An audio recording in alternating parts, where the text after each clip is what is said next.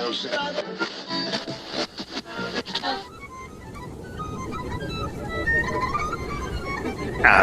to you from... What is this room? Hey, wait, we had a room? Who the heck is this guy? You can't be back here. This is a restricted area. What? Who are you? Where'd this guy come from? I'm calling the cops. Ooh, this is where they do our intros. Ooh. Oh. I'm gonna do the intro. No, I'm doing it. This is my intro. Get out of the way, James. This is my intro. This is my intro. I'm gonna do this. Move. I do good intros. Get out of the way, James. Oh. This is Kim. Okay, guys. Why is it cold? Hello, Star. Stop. What the hell is that? Oh my god. Is this room haunted? Oh. Never mind. Lord. I'm out. I'm leaving. Guys, Nope, calm down. I don't find the little girl. Run her son. Boy. Okay, we lost him. All right. Coming to you from a pirate ship in the Caribbean. This is Little Podcast of Horrors. What, James? And Christina. And Chris. No ghost girls. Awesome. Welcome to Little Podcast of Horrors, everybody. It's the season finale. Oh, yes. 20 episodes strong. Will Jeffrey and Sheila finally tie the knot? Will Felix wake up from his coma? I think James is here too. So welcome in, James. I think I am. It's good. Dude. I think I'll take part today. Okay, cool. Yes, welcome. James. Welcome. James is going to be the host of our With the finale. Host with the most. And as always, I am Chris. I'm Christina. He's James. All right, start it. Go. Fuck. So for our season finale, all of my episodes have been more or less leading up to this one. So, especially, we talked about All the world roads ending. lead to one place. That's right here. That's right.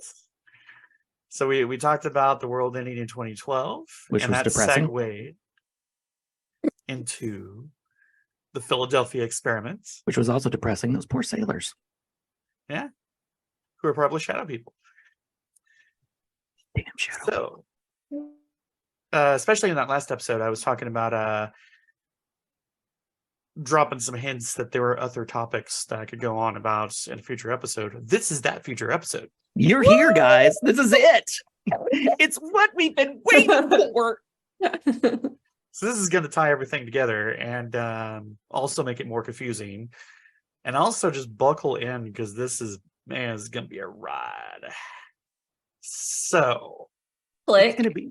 That's me buckling in. Yep. It's going to be all tied up in a confusing bow of we don't even know where this is going. We don't even know where this is going because I can't talk today. Right. So I mentioned in both of those other episodes, the Montauk Project, which is going to be the topic of today's episode. Woo! Yay. So, as I also mentioned with the Philadelphia experiments, the challenge with that story, and now more so this one, is you have multiple people with multiple versions of the story, and continuity is really kind of optional. A key to a good story. The key to Yes, a good story story. is nothing makes fucking sense. So I am going to try my darndest to string a cohesive narrative that starts from one point and goes to another, but there's just going to be some stuff here that you're going to be raising eyebrows at, okay? Just telling you up front. So before we get into that, what are we drinking today? Ooh, baby, drinking that H2O again. Real slow. She likes to let that H2O dribble down the back of her throat and nourish her body, giving her energy and focus. Oh, yeah.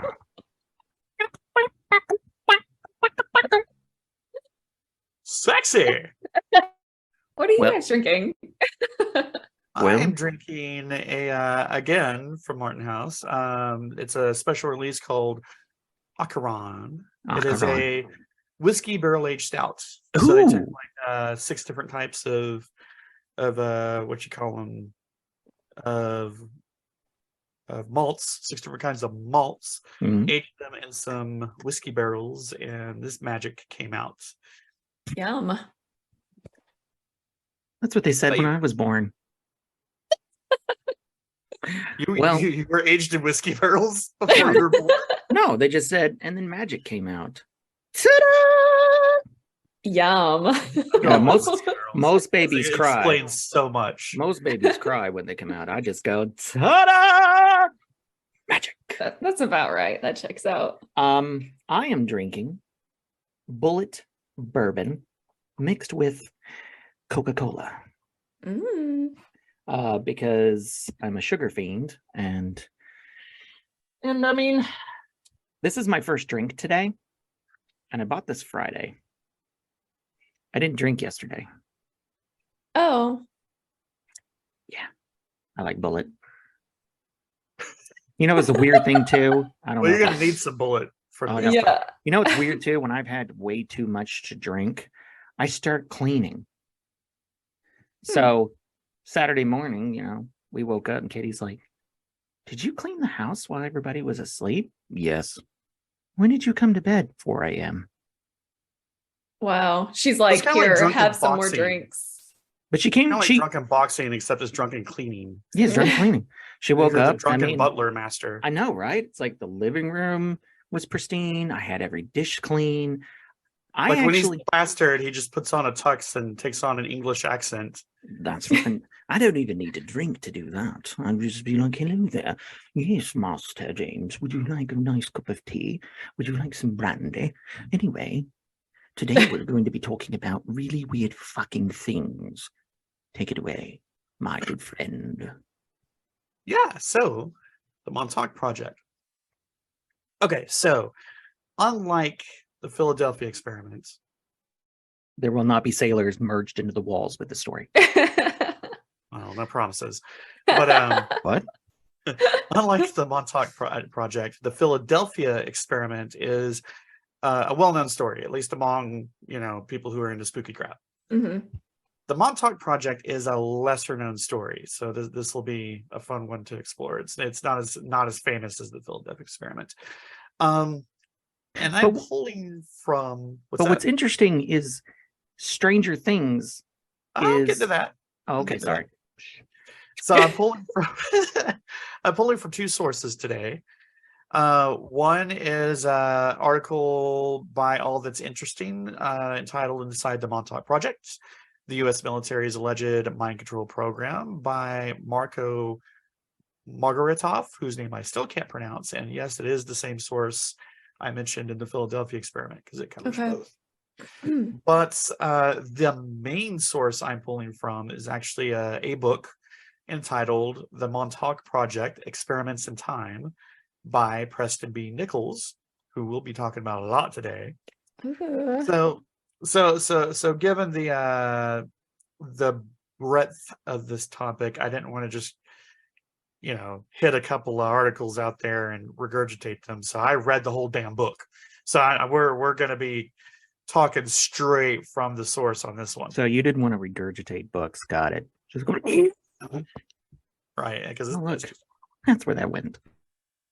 So, and as a bonus, my copy of this book that I got my hands on has annotations on it by the person who shared it online, which is an internet user by the name of Stealth Skater. That will be relevant in a bit because the notes added to this book just make it all the more spicier. How'd you get a book with their annotations in it? Like, are they handwritten or officially print this way? But no, I went to some corners of the internet this time to get you some gold. I'm just caught up on the name Stealth Skater. Is that like when you're walking down the sidewalk and everything's quiet, and then all of a sudden Skater just goes past you, you never heard them, and then you're just like, Stealth Skater. I didn't even hear that guy. Yes. I mean, a normal skater wouldn't do for this kind of stuff because you'd hear him coming a mile away. He was a skater boy. He said, "See you later, boy." We didn't hear him coming at all. So now there have been, despite this being a lesser known story, nonetheless, a number of productions have covered this topic before. So what makes my telling of it different is I have no idea what I'm talking about. He said the quiet parts out Perfect. loud. Yeah. That's okay. None of us did. Also, usually this is told in combo with the Philadelphia experiment, like I'm doing. But as far as I know, I'm the first person to also like string it with our world ended in 2012 thing. So this is Oh, nice. Okay. stringing a 3 for us. A brand new hot take. Got it. Brand new hot take. Because you remember me talking about that back in the 2012 episode. Mhm. Okay, so let's jump We right remember into this. all the way back in 2012 when he spun this story a long time ago. It was about 2012, not in 2012. Unless we time traveled, which, just Maybe we a did. thought. Okay, so most of the story takes place in Montauk Point, which is on the east end of Long Island, New York. And So the Montauk project took place on Montauk. Who would have thought? Yeah. Who would have known?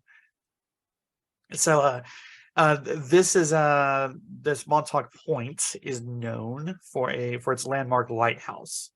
So a little lighthouse, east side of Long Island. Within Montauk Point is Camp Hero, which I've brought up before. I've also seen it referenced as Fort Hero. Nichols in his book calls it Fort Hero all the time for whatever reason. So Fort Hero, Camp Hero, whatever. The Hero is an Air Force base, allegedly, that was abandoned in 1969. Nice. And the base That took me a second. the base lies west of the lighthouse, just to give you some geography. Okay. This base was active during the Cold War. And shocker, it was known for secret military experiments. No. There are a lot of rumors about Camp Hero, some of which include rumblings about psychological warfare ever since the mid-1980s. And I say mid-1980s, but remember I said it was closed in 1969. Nice. So some of those rumors go into like they're messing with time travel, teleportation, mind control.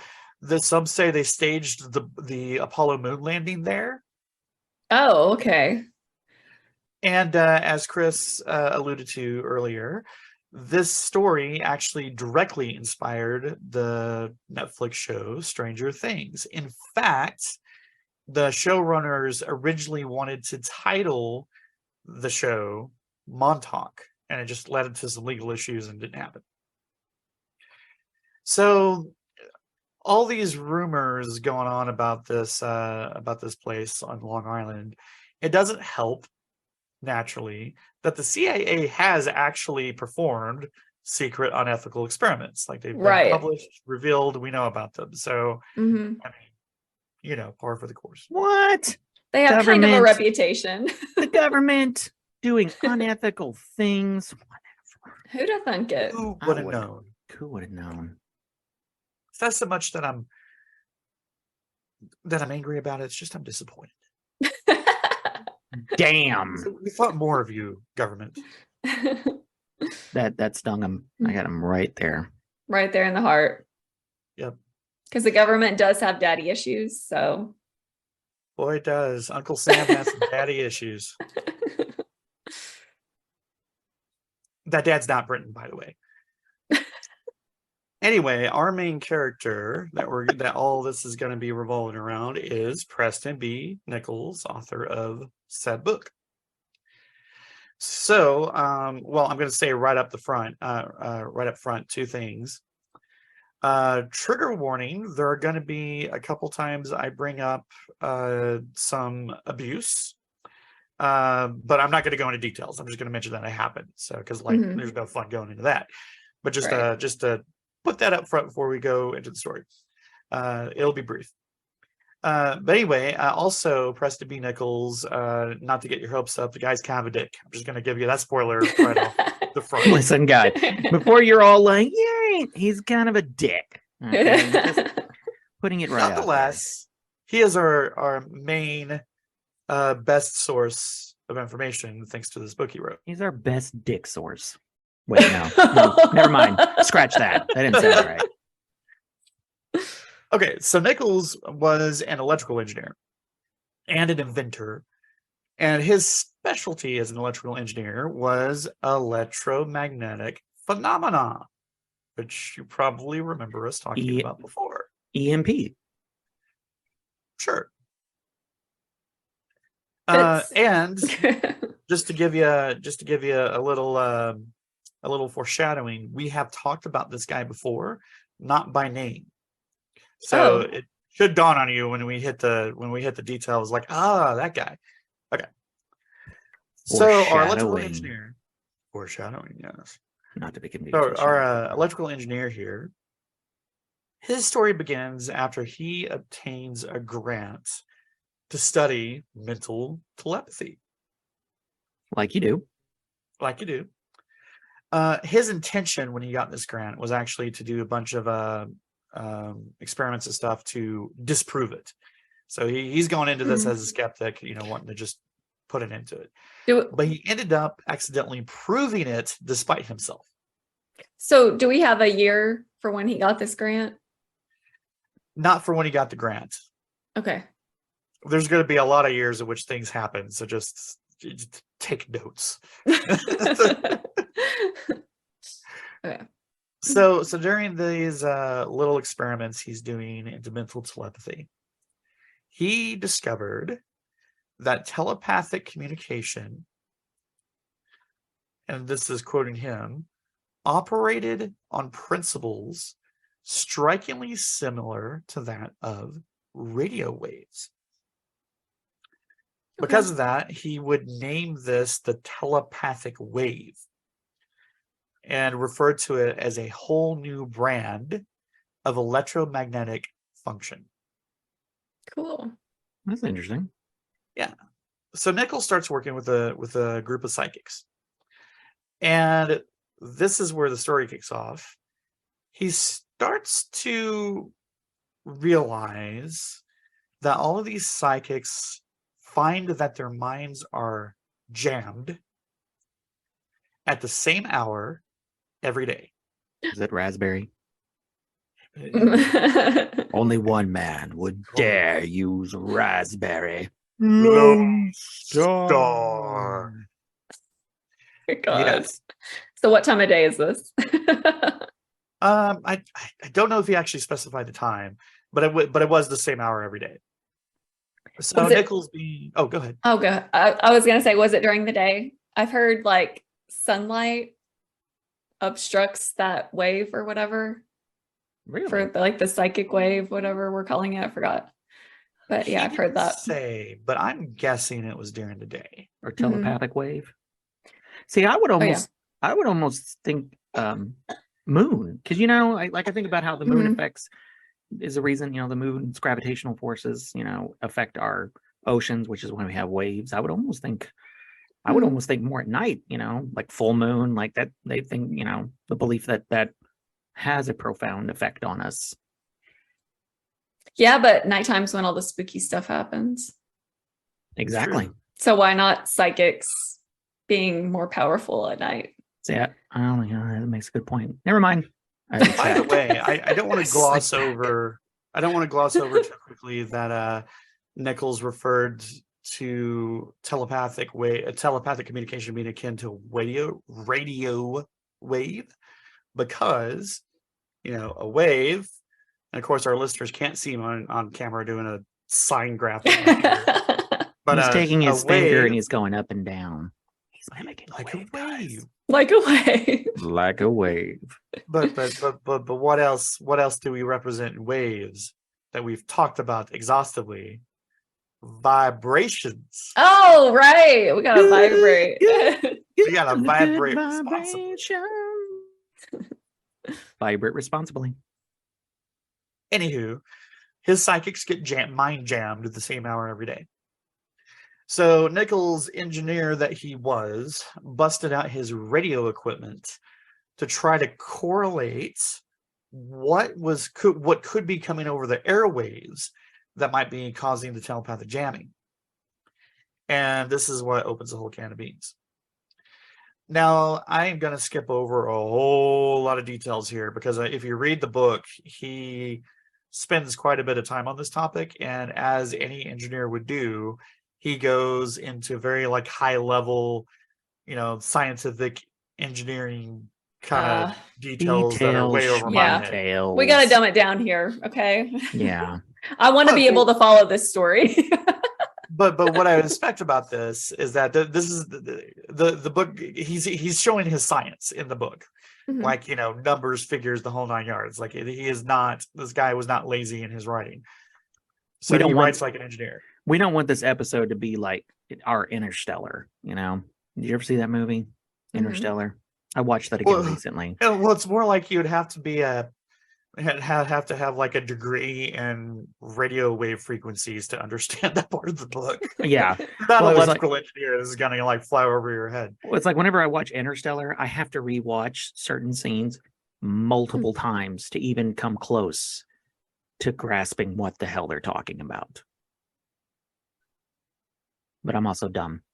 No, you're not. Thank God I'm pretty. Now, that said, I do want to share one of his technical details because it's fun. And this is quoting him. He says, so he pins it down. He says, when the 410 to 420 megahertz cycle was off, the psychics would open back up after about 20 minutes. So whatever's jamming them, it's within the 410 to 420 megahertz. Oh, of, weird. Electrical whoozits. All right. So with that first clue, Nichols discovers Montauk, which is in vicinity of wherever he's located at that time. So, again, being the engineer that he is, he sets up a modified TV antenna on top of his car with a VHF receiver. And using this jerry-rigged antenna on top of his car, he traces that 410 to 420 megahertz signal to Montauk Point. Okay. Now, what's significant about this discovery in particular is Montauk Point. The most recognizable thing about it, if you were passing by, is this giant radar dish sitting on top of the building, which is there to this day. Did you think it would be the monsters running around? It's a radar dish down there. Look at that radar dish. It's the radar dish that gets everybody's attention. Go figure. This radar dish was known as the Sage radar, and it was in fact a World War II defense system. So basically the Sage radar is actually there to this day, just inoperative because it became known as such a landmark that they didn't want to tear it down. Anywho, so he pinpoints it to, it's coming from this giant ass radar dish on top of Montauk Point. So pauses on that train of thought for a little bit, but he comes back in 1984. And by the time he comes back in 84, it's been abandoned. And Nichols because finds of monsters. Nichols finds that there's debris strewn everywhere, which we talked about this. Because of monsters. And because of monsters. We talked about this in the 2012 episode in the Philadelphia experiment, right? They somehow spawned some monster in the base that ran around under the base, remember? That's why everyone's not seeing it. It's down the basement levels. Right. But that's why they they say it was. But is so this they say. Didn't they fill it with like cement or something?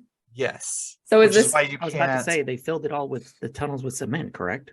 Right, which is why if you visit the base today, you can't access down there. It's all filled in. So in 1984, when he comes back and it's abandoned, is this pre-cement or post-cement?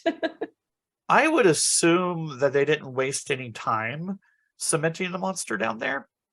So hopefully It's been long cemented by then. They're like, we're gonna wait 10 years. It's fine. But Let's but let if him you, do plenty of damage and then we'll do something, guys. yeah, the He's like, at this point, the Typical monster's down there, government. like, he's all like chilling and reading the paper, and then suddenly here comes some men, like, well, it's the government. They have to go through all the red tape, Yes, takes yeah. all forever. levels of approval. That acquisition request for all that cement, man. But what's notable about this, as I mentioned in that previous episode, was the base was hastily abandoned, which is why Nichols is now here in 84, like finding debris everywhere. It's unlike the military to just dump and run. So anyway, on that note, Nichols is noting that it's not a normal state of an abandoned military site. There's equipment left behind, and everything, according to him, had the appearance of having been hastily abandoned. And so while Nichols is exploring the site, and I'm going to put quotes around this, he legally, or in his words, semi-officially, acquired leftover equipment that had been used in the project from the base. Oh, he pulled the old finders keepers. Got He it. pulled the old finders keepers. So this is where it gets interesting. While he's exploring the abandoned base, he encounters this homeless man who had been squatting there since it had been abandoned. The homeless dude turns out to be a former technician who went AWOL in the final days of the project. And the homeless dude seems to somehow recognize Nichols and refers to him as his boss. Oh. Is this the guy that was living 2 timelines at the same time? Oh, hold that thought. Okay. Hold that thought. So the homeless dude is talking, he starts talking about a quote unquote big beast that scared everyone away. Again, which we mentioned in the Philadelphia experiment The episode. demon dog. Yes. So, because of his experiments that he had the grant for, Nichols has kind of his own little team of psychics. So one of them in particular that he brought with him to this base goes by the name of Brian. So the psychic Brian is with Nichols on this excursion. And so Nichols asked Brian to perform a reading while he's there on site. And Brian mentions that there had been, when this place was operational, there had been irregular weather patterns, mind control, and a vicious beast, all of which occurred. Every time you mention the beast now, in my head, I just see Shrek. Oh my god. He'd be like, Shrek is I'm live. a terrifying ogre. And now I just see Shrek wandering around these cemented. He's down there just like, finally at peace. Ooh. And then the psychic starts poking around. And then it's like, and then he comes through. What do you want? Get out of my island. So that's trip number 1. But this keeps Nichols' interest, of course. So he comes back. But leading up to this, while Nichols is back home, where he has his own little home lab that he's been operating out of, a stranger bursts into his home lab. And the stranger bursting in also claims to know Nichols as his boss. And the story that he tells, Nichols, matches up with the story the homeless guy told when they visited on site. So with that, Nichols' interest is renewed, and he comes back to Montauk a second time, this time to interview the locals in the area. Mm-hmm. And okay, so some of the locals talked about, again, strange weather. Some saying that it snowed in August. Whoa. and that other times hurricane force winds would come out of nowhere, and etc. Stuff like that. Okay. And now to quote Nichols himself from the book, Nichols goes on to say, I finally got the idea to speak to the chief of police, who also informed me of strange happenings. For example, crimes would be committed in a 2-hour period. Then all of a sudden, nothing. Keep in mind that Montauk is a very small town. After the quiet, another 2-hour period of crimes would occur. Teens were also reported to suddenly group en masse for 2 hours, then mysteriously separate and go their own ways. Teens, like teenagers or Correct. teens? Okay. Well, that's teens. teenagers in general. They all like, hey, let's get together and do stuff. And then they're like, I'm bored, bye. I don't know. I'm getting a creepier mental image about this. Like they just gather, stand around zombie-like. I mean, if they're gathering That's around. what I was thinking. Yeah, that's creepy. Like you're driving down Main Street and you're just like, when are them teenagers? Wait, They're just standing there. They're just like, okay. Remember that otherwise movie? it's like, who would have thought a bunch of teenagers would group up together for 2 hours? No. Do you remember that This is movie in the 90s, Disturbing Behavior? You know? Yes. All right. James is like, So it's about to get juicier. Okay. So he does that visit, interviews the locals, goes back home. And then another dude bursts into his home lab. Oh my God. Guess Viennese like who? crazy. Guess who this dude is? Another guy that says he's his boss.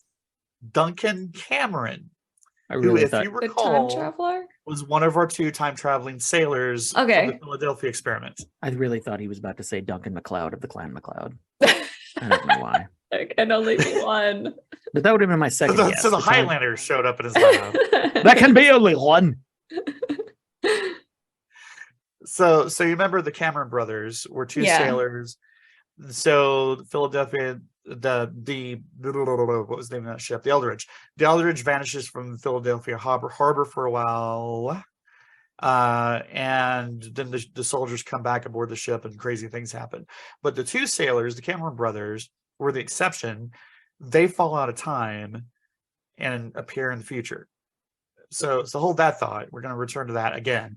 You But know this what? is Duncan Cameron I now in the feel- 80s, I feel like busting this into is- Nichols' home. This is James's Avengers Endgame. This is Dun, dun, dun, dun, dun, dun, dun, dun, dun, dun, dun, dun, dun, dun. Time Traveler Montauk. I want to talk to you about the Experiment. crazy ass initiative. The portals are all opening up, and it's just like the Philadelphia ship. You know, Montauk monster, Alien fleets, alien fleet, Ashtar walks Ashtar, on, shadow people, and then lizard people. little Just- time travel and Duncan. This is Don't this forget is- Santa, and Oh Santa. yeah, Santa Claus. creepy Santa who shuffles under your tree. Oh, you're mine, bitch. Somebody please animate this. All right, so Duncan Cameron shows up at Whiskey, Nichols' put up my nose. house/lab with a bunch of radio equipment that he wanted Nichols' help with, because of course, Nichols is kind of a radio guru. But Brian, the psychic, gets a bad vibe as soon as Duncan shows up and splits. He's like, nope, bad vibes off this guy. Peace out. I'm done. That's a I mean, he did superhero break name. into his home, so Brian the Psychic. Who the hell are you? I'm Brian the Psychic. Psychic. Which is funny. He never gives Brian a last name in his book. So Why it would really you? is just Brian. Yeah. That's who cares? This is perfect. I want to make a film now just about Brian the Psychic. Right? He was a His regular last name guy. is the psychic. Yeah. Okay, so Brian splits at this point because he's like, they're saying this something ain't right about this Duncan. All right. So Duncan gets Nichols' interest, of course. Nichols surprises Duncan by taking him along to his next trip back to Montauk. So while they're with Nichols, Duncan recognizes the place and says that he knew the place like the back of his hand, even though he hadn't been there before, supposedly. So this is after the movie The Philadelphia Experiment came out, when he realized that he was part of that, or is this the other brother? This is the other brother. Okay. And I don't think the movie came out yet. Okay. Nichols isn't all that great about giving us dates for all these visits, so it's kind of iffy. Anywho, so Duncan specifically enters the transmitter building, remember the radar dish, hmm and as soon as he walks into that building, he goes into a trance and just starts spitting out a bunch of random information. Like you do. Like you do. Nichols has to just shake him repeatedly to snap him out of it. So after that, they go back to Nichols' lab. Just What's the information? yeah. Sorry. So yeah, after that, Nichols takes him back to his lab and uses techniques that he had learned to unlock Duncan's memories. I'm So suspicious. Nichols knows some like government techniques for, I guess, unlocking repressed memories. Is it waterboarding? Oh my God. I'm not gonna, given what we learn about Nichols later, I am not ruling that out. I've got a way to unlock your memories, but it might be a little unorthodox. 2 hours later. So hold that thought. Do you remember yet? I remember Okay. you're an asshole. I remember that you're a dick. So anyway, once he uses his techniques, quote unquote, James just did the quote expression with his fingers to our listeners. Thank you, which was what I meant when I said quote unquote. But so upon unlocking his memories, Duncan reveals that he was programmed to visit Nichols' lab to destroy it, and supposedly, according to some, kill Nichols. So he's sent there as an assassin to put an end to all this. Okay. But after unlocking this memory and breaking Duncan out of it, the two decide to work together from this point forward. So they form a partnership.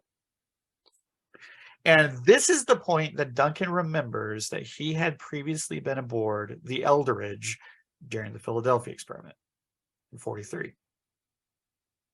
Okay. That's a lot to remember. You know, it's like Mhm. I remember that I'm supposed to trash your apartment, your lab, kill you. Also, I'm a time traveler Yeah, there's a lot to take in. from the 1940s. I should have stayed home today. No wonder I love jazz. Where the hell is my brother? Brother. Okay, so let's do a super fast recap of the Philadelphia experiment just to keep I should our say, no wonder shaky I have continuity great taste in music. No wonder I love Glenn Miller. Okay. 1945, 43, whatever, forget the year. But if you remember, the Philadelphia experiment was all about experiments to find a way to either avoid radar detection or avoid all detection, depending on the version of the story you go by. Yeah, it was supposed to Right. be stealth technology, wasn't it? Created Well, by Tesla. Yeah, right. Correct.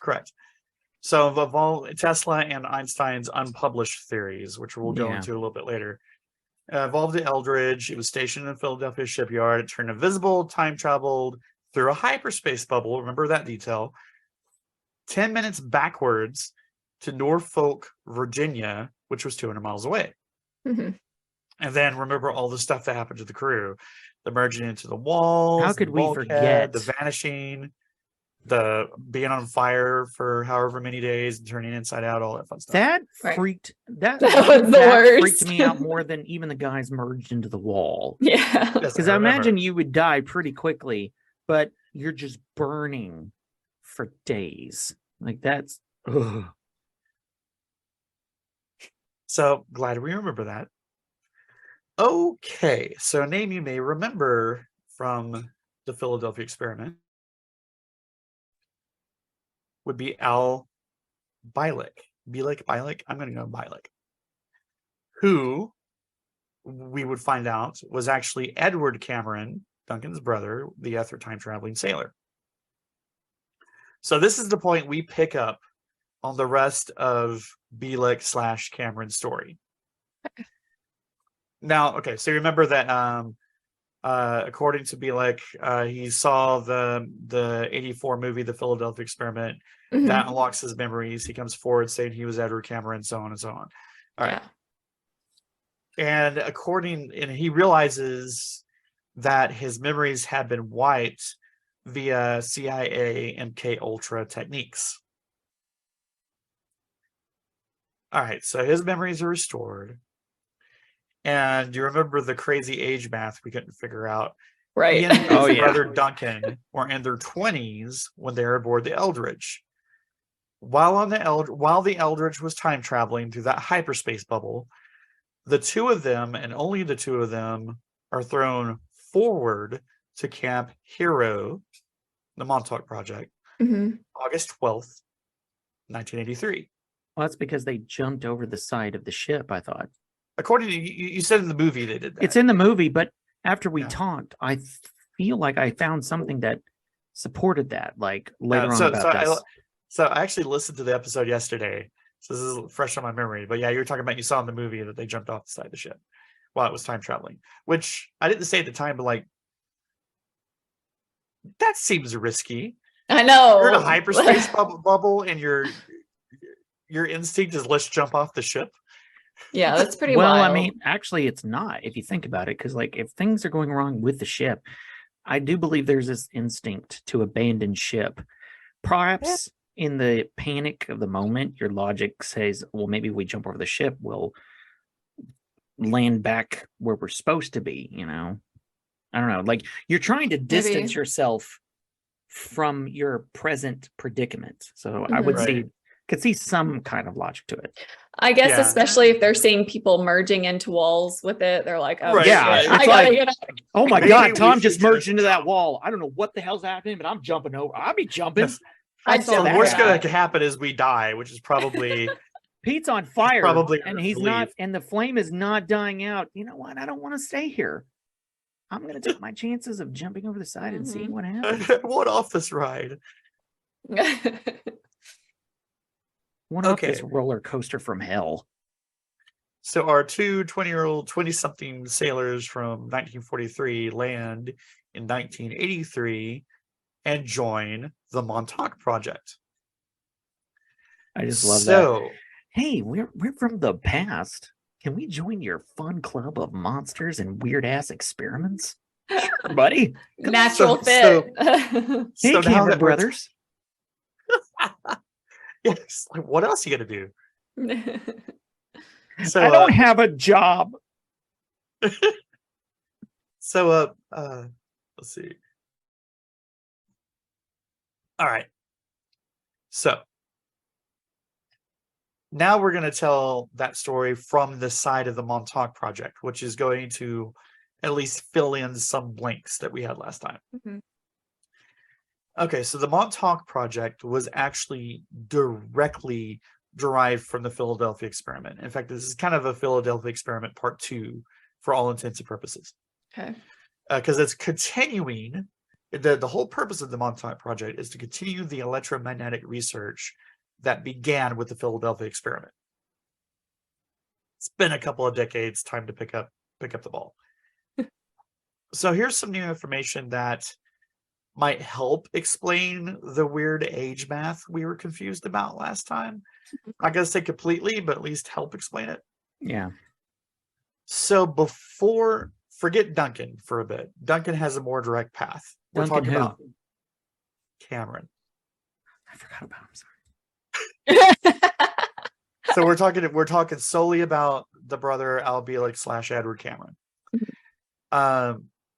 Edward, before jumping to 83 with his brother, Al / Edward, he actually jumps way forward to 2137. Oh, what the hell? That sounds fun. He lands in 2137 and his brother is nowhere in sight. Because he's been dead for 170 years. Is this where they saw the horse statue? hold that thought. That will come up later. This is where it just makes the 2012 episode more confusing, but just hold that. Again, continuity is questionable at best. So he lands in 2137. His brother is nowhere to be found. And he finds out Florida is underwater. California is just a set of islands now. The Great Lakes have merged. And there are only 3 million people left after a nuclear war broke out. Oh, on the planet, period. 3 Right. million. 3 million. So Okay. this brings the 2012 episode into question, right? Because we were saying that you couldn't travel any further in time than 2012. Well, you could, but you wouldn't find anybody. Right. Yeah. Just a horse statue. Just a horse statue. But maybe this does jive with it, because if there is only 3 million people left on the entire planet, chances are if you landed at any given point, there's not going to be anybody there. Anybody, you might assume the planet's dead. So yeah. Well, the thing is, you could assume they all died or they left. Right. Because I would hope that at some point we're eventually going to leave the planet and colonize other worlds. That's my hope. So you could assume just the rich people. Yeah. Either way, Elon Musk and his lot. Which in that case, it would be way more of us still stuck here than 3 million people, like 6,900,000 and whatever. They're going to bomb us with a nuke before they leave. Yeah. Like, we're going off to other worlds. Also, fuck the rest of you. So from 2137, he next jumps to 2749. Don't ask me how. No idea. Damn. I'm guessing it was random. Like maybe he was still. You're guessing it was random? I have no other details to go on. Well, I'm just like, you know what? You know what good place to go to would be? What's that? 2749. Let's go. Well, yeah, and maybe it's like those other people that were just disappearing after the Philadelphia experiment, where they'd be there and then they just like disappeared suddenly. That's what I'm thinking. That he wasn't solidly in any time yet. But he jumps from 2137 to 2749 and then lives there for 2 years. Cool. Okay. Now how was his life? Well, this is yet another story. So I avoided going into it. Yeah, because I avoided going into it because like at this point we're like far away from the Montauk project. This has nothing to do with it. This is just Al's future time adventures. But Al's future time adventures, horse statues, and 2749. Right. But I will tell you that a couple of notable details that I pulled away from his time in his 2 years in 2749. There at this point, humanity now has anti-gray tech. Gray aliens. The grays. Which they have used to enable floating cities. You're not probing me anymore, you bastards.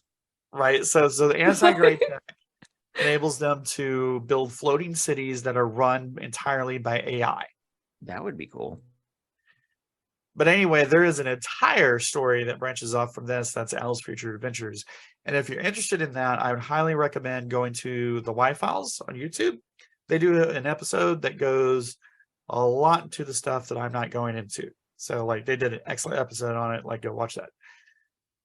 So also, I will say like during this future adventure, we get into a lot of like time paradox craziness that I am just not even ready to talk about because it was like my brain was in like just pretzels after trying to put all that together. So for the intents and purposes of this topic, let's just suffice it to say he has his jaunt to the future, sees a bunch of crazy crap, and then jumps back again. Again, we're not told on purpose, randomly or whatever, but after living there for 2 years, he jumps again to 1983 and is reunited with Duncan at Montauk. So now both Montauk brothers are at the base. Y'all with me still? Family reunion. Got it. Okay. Where have you been, brother? You have no idea. Right. Weird shit, dude. Flying cities, 2749, and a horse statue. Yeah, so I'm guessing like while Edward is having future adventures, this is the time that Duncan by himself is bugging Nichols. Since Edward is nowhere on the scene during that time. Right. So next, let's talk about the Montauk boys. Now, just to disappoint everybody up front. Look at them Montauk boys fighting monsters and time traveling and having all Solving kinds of adventures. crimes. Solving crime. And I was about to loving, say- and loving the ladies. I was about to say this Breaking is- hearts all through the centuries. to disappoint everybody, the Montauk Boys is not a country gospel music group. This is good old boys traveling through time and meaning no harm. So the Montauk Boys were dubbed so because they were children abducted for the Montauk Project. Some as young as 4 years old. Oh, So took a dark turn.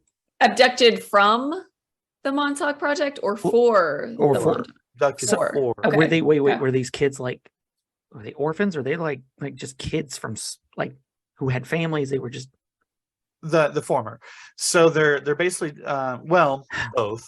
They're it taking doesn't off the here's the street. thing, it doesn't matter in the end. It's kids, and that pisses me off. Right, hence aforementioned trigger warning. But they're taken off the streets or from their homes. And yes, to your point, they're usually like orphans, like kids nobody knew or cared about, quote unquote. And they were so psychologically abused that they lost their memories of their time at the Montauk Project. For the rest of their lives, they would not have any memories of it. That might be a good thing. Right. So here enters our next character. A now grown Montauk boy by the name of Stuart Swerdlow recovers his memories and comes forward to be interviewed by the Sun. So I'm now going to quote Swerdlow directly, one of the Montauk boys himself. He says, when the experiment started, they target expendable boys like orphans, runaways, or the children of drug addicts. The kinds of kids no one would really come looking for. The aim was to fracture your mind so they could program you. They would change the temperature from very hot to very cold, starve you, then overfeed you. I remember being beaten with a wooden pole. And they loved to hold your head underwater Oh no. until you nearly drowned. Just for the That record, was effective. anybody It makes a that person who does this, Yeah. just go to hell, burn for all eternity. I hope the monster kept you alive for weeks right. and made you his bitch. But you Yeah. protected it with the waterboarding. Anyway, that was effective. It makes a person likely to listen to and obey their rescuer. Right. They also used LSD to put our brains into an altered state. End quote. Of course, LSD is no surprise because of MK Ultra, which actually happened. hmm So there's at least some base in reality of some of those claims. So yeah, Montauk boys did not have a good time. Can I ask real quick? Do we know how this Montauk boy recovered his memory? No, not that I found anyway. Okay. If we were to dig into Swordlow a little bit more, we might find. But the only exposure I've had to him is that interview in the Sun. Okay. So some of the boys were sent to Mars, and others to biblical times. Oh man, why? These poor fucking kids, dude. They cannot catch a break. If they're not here being abused, they're being sent through time or space. Or to Mars. Yeah. Seriously. So I'm going to quote the Swordlow interview again. In the early days, as they were perfecting the coordinates, a lot of the boys were simply lost. I still have nightmares about it today. I wasn't there when the Montauk chair was shut off. We'll talk about that in a bit. Mhm. But I felt it, like I had suddenly been unplugged from electricity. End quote. Ooh. So what I'm getting That's is they're spooky. just throwing kids through time portals and just seeing what happens. Yeah, they're Jesus like, Christ. let's see what this will do. So Come here, Timmy. Mars, Bible Hey, times, You're whatever. a good little boy. You know that? Thanks, Sergeant Finger. Come here. Nothing happened. Meanwhile, in Bible times, Meanwhile, Pontius Pilate, shall I condemn this? Never mind. Thanks, Henry. I was gonna say Jesus was a Montauk boy. Yeah. And just be like, what the? Jesus? Hello there, Peter. I was debating whether I should say that or not. How it much would trouble? explain a lot. How much trouble am I gonna be in for saying that? I just love how Henry, my son, just added in that whole special.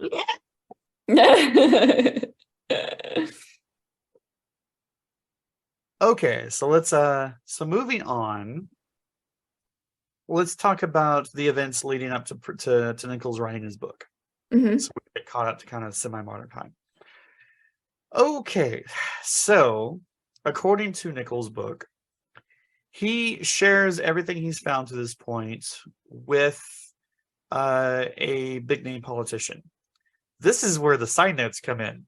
According to Stealth Skater, who seems to be quite well versed in these topics, he theorizes with some degree of confidence that the politician Nichols went to was Barry Goldwater. Oh, we got a name. So let's assume that for funsies. Okay. Yeah, let's do it. So Goldwater asks Nichols to stay quiet so while Goldwater opens his own investigation, because he's now interested. So Goldwater himself visits the site, verifies there was an active base that did something, and then closes the investigation because that's all they found. There is a base, something happened in the end. Water, you are Mhm. incompetent. Or they found, a lot, and they're like, but as far as you know, this is it. Right. So Nichols gives Goldwater enough time to do or not do whatever he's doing or not doing. And then after Goldwater closes the investigation, Nichols writes the book, said book of which I'm referencing this entire episode. All right. While Nichols is writing the book, his memories return. His own memories return that he didn't know he was missing. Big boss man. Okay. And he was realizing at this point, as Christina predicted, this is the guy that had been living in two different times simultaneously. All right. So when I mentioned that nameless guy last episode, it was Nichols. So this is how that discovery is made. All right. So this is the guy, if you remember me mentioning him in the previous episode, I talked about some guy who had a bandage that he didn't remember having that covered a wound that he acquired in an alternate reality. That was Nichols. All right. So he has a lot more incidents like that. That was not a one shot. Like that kind of thing keeps happening. So he is working at an office at the time. I forget the name of it, but it would not have been noteworthy other than this event. So he keeps having incidents at work like that. For example, some others that occurred, he would receive mail for a relevant to a job position that he didn't have. And he would be invited to meetings that had nothing to do with his work. Oh no, not more meetings. Right? Hey, would you guys like to come to a 3-hour meeting about sanitation? What? Any of your listeners that have office jobs, that's hardly surprising. But anyway, this happens enough times that he finally decides to kind of test his growing theory on this oddity, and he tries to access a restricted area that's above his clearance level. So he goes down to this lower level, meets a security guard. The security guard recognizes him and gives Nichols his own badge, as in gives Nichols badge to Nichols, if you will. Okay. Gives Nichols his own badge and lets him pass. Mr. Nichols, I am such a huge fan. I've even got your own personalized badge. I went to the mall and had it engraved. This is for you. You go on back. It's totally fine. I don't even care if I lose my job over this. All right. So using his own card, he walks this restricted area as if he already knew the layout. And then he finds his much nicer office with his other self's title of assistant project director. Okay, I mean, faking it till he makes it, you know. I made just himself gave his own myself flag. my own promotion by being way too curious. So this is the point he realizes he's been living two lives. Hit one, his normal electrical engineer life, and two, his super secret government project life. I hate when that happens. Actually, I love it when that happens. So, like, go home, talk to your wife, can't make your bills. How was can't your pay day, them. honey? How was your day, honey? I found out that I was president of the world.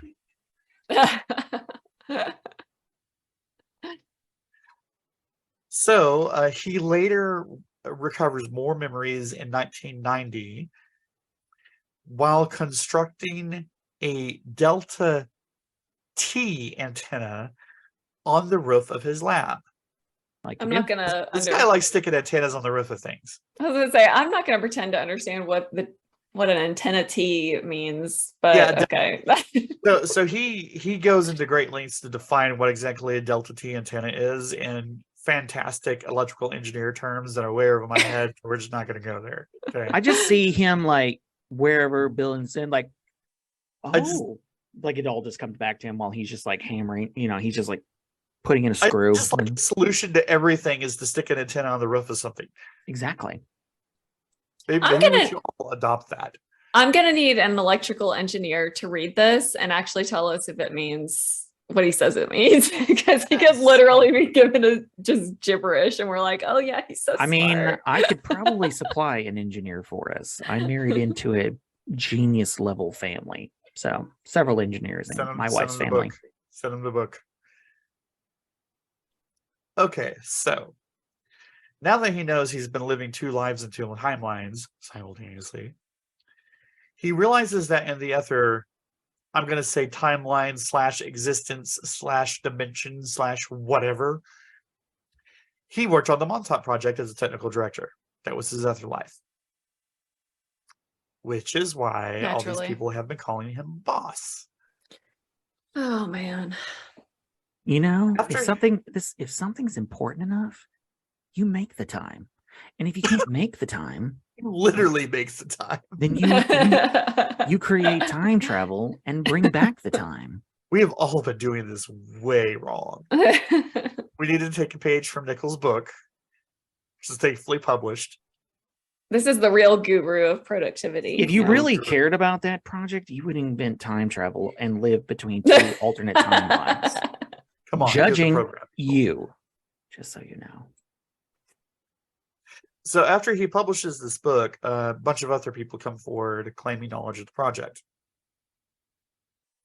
And he learns that experiments involved, as previously mentioned, mind control, telepathy, space-time portals, alien contact, and runaway child abductions. Typical office work. Typical office work. So, to tie this back to the Philadelphia experiment, it was indeed the Montauk project that ripped open a hole in space-time to 1943, through which the Cameron brothers came through. So, So that's why the two of them time traveled. It was opened on the Montauk side of time. They're the ones that opened it. And Okay. the Why two did we brothers- time travel to this point? Look, guys, I'm on our board. bad. We didn't. we were fucking around with things that we didn't. But We didn't understand. we're sorry, guys. Right side, you know. You don't have to boil everything. There's video games, and everything's in color now. I was like, oh my God, colors. And by colors, I mean film. Of course, of course. Real life went from black That's and what we white to both color. want. Okay, so you might think this is a pretty big, expensive project for the government to be running. Yeah. So a question and a hint. How do you think this was financed, and what has been missing from this story so far? Taxes, War. Sexual abuse. drugs. It was financed with Nazi gold Nazis. taken during World War II. That was going to be my sixth guess. Damn.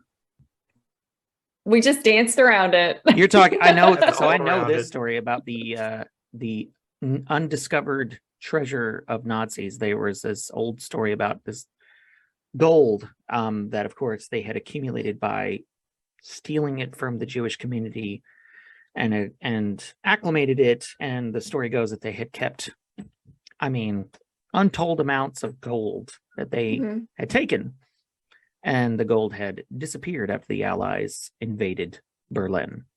And what else are you going to do with Nazi gold? Some crazy experiment. Yeah, Fun time time travel. travel and portals to monsters. I mean, what else are you going to do? And abducting children. Not to give us better experiment health with. care and I don't know, or maybe better give it back to the Jewish community that it was stolen from. Nah, time travel. Let's time travel and throw children at the ancient Jews just to screw things up further. Yeah. Wait, were any Nazis involved? Hold that Nazi thought. scientists. Okay. Hold that thought. Oh, I'm sure we there got were. we got gold. All right.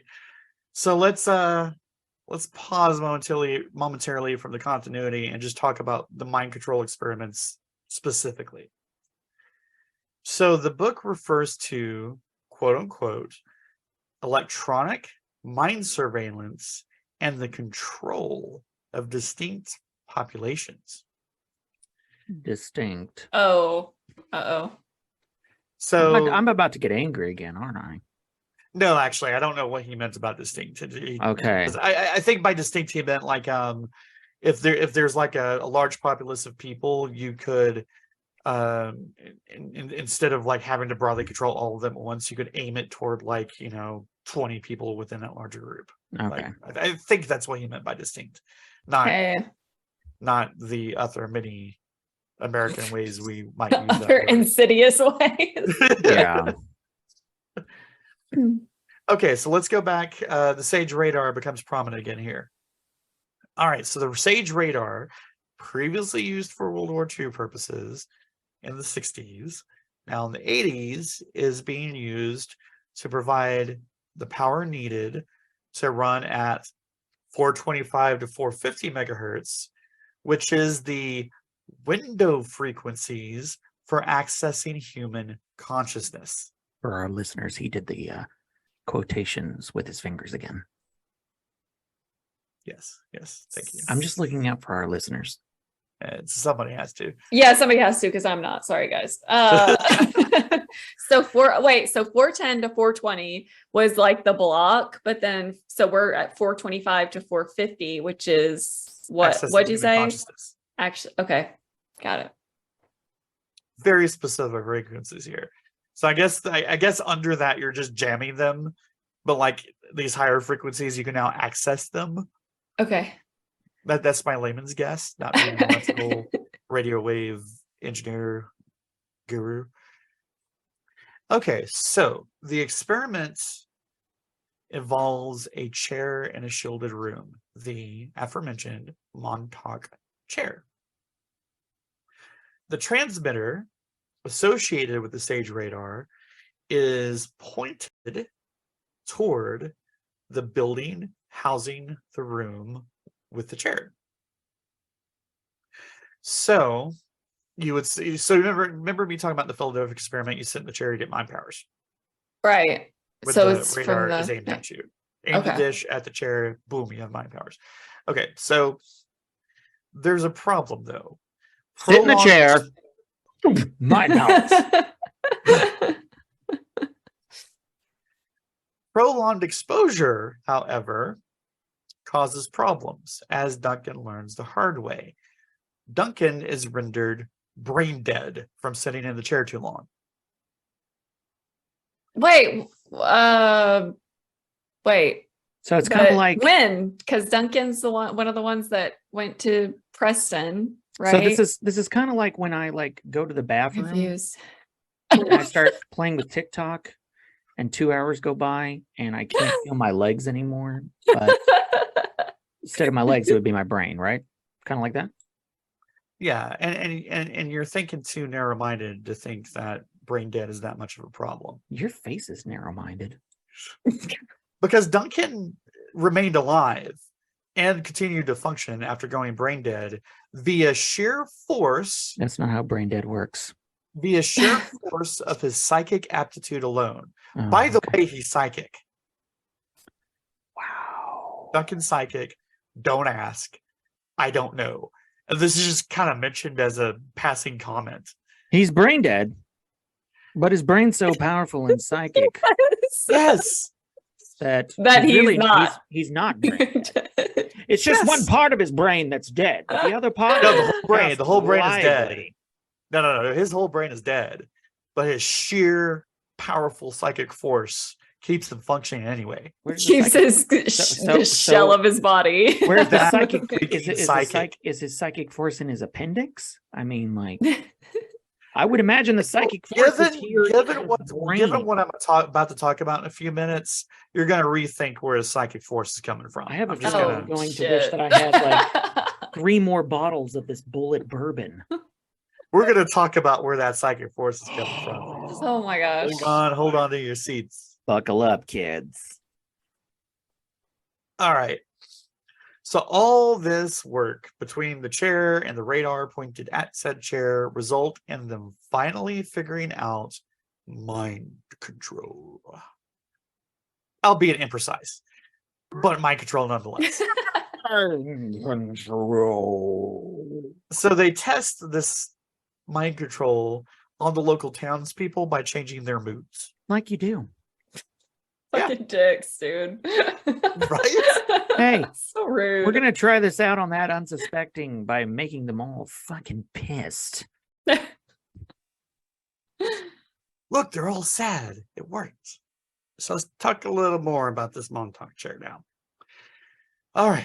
So I really hope you guys are keeping up with all the name dropping here. Nichols, at this point, and Bilek / Edward Cameron, not Duncan, the other brother, the one that went to the future, Yeah. they become friends during this period of the Montauk chair testing. So these two dudes developed the Montauk chair, and there are actually several iterations, versions of the chair. So there's not just one. They iterated a few times over, as you do, doing a science.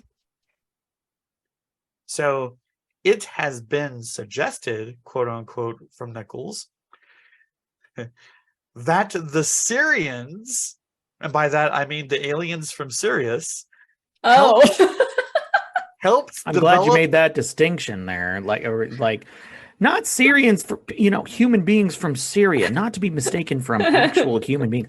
We're talking about the planet Sirius, also not to be confused with Gary Coleman's character from Harry Potter. So the Syrians helped develop the technology. So in other words, the Syrians provide the basic design, which our humans then run with, and boom, you got a Montauk chair. I love how he's like, boom, Montauk chair. That's how it works. Did the Montauk chair also destroy Atlantis? Because we're just bringing everything in, so why not Atlantis too? Boom, psychic powers. Boom, Montauk chair. Boom, your Boom. mom. Boom, mom. Okay, Boom, so time travel, horse statue. it all ends with a horse statue. So they use electromagnetism. Don't forget the electromagnetism. Could not forget. They use that to Who could forget enhance that? So they use the electromagnetism to enhance the psychic powers of whoever sits in the chair. Duh. Mhm. Right, of course. What else are you gonna do with it? But Boom, also chair. blow up the brains. Boom, electric chair- magnetism. The chair is in fact reading their human aura. It's reading their aura. Okay. Was it blue? Why? Who cares? Enhance it. So I Okay. I think I misspoke in the Philadelphia experiment episode when I said like you sit in it, you get psychic powers. It's more if you sit an existing psychic in a chair, they get boosted psychic powers. Boom, boosted. And Yeah, they go that Super Saiyan. and that lives in the aura? Is that why they're checking the Yes. aura? Okay. Whereas if you're normal, Come on, Katrina. boom, You gotta stay with the nothing program here. happens. I'm sorry. I don't necessarily know where psychic phenomena lives in the body. I don't either. Boom. No, we're gonna Your find mother out. was Don't right. worry. We're You're gonna never find going- out. Boom, your mother was right. You're never going to amount to anything. Thanks, Chris. Yeah. Boom. Not boom that. So while in the Montauk chair, whatever the person sitting in it envisions would first show up on a screen, on a monitor. Oh, cool. So this monitor is connected to a Cray 1 supercomputer and an IBM 360. For anybody who knows what that is, that's what they were running the monitor. Nobody knows what that is. And it's- Nobody. Picture one of those computers that takes up a whole room. And actually, I anybody don't who knows know. anybody who's a nerd in 80s tech is probably going to know what an IBM 360 was. I don't. But anywho, that's powering the screen. Psychic sits in the chair. Imagine something that appears on that screen. Which is kind of cool. It's kind of a transhumanist little technology psychic combo there. Yeah. Question. So that's the first phrase. You think it pops up on screen. So anything.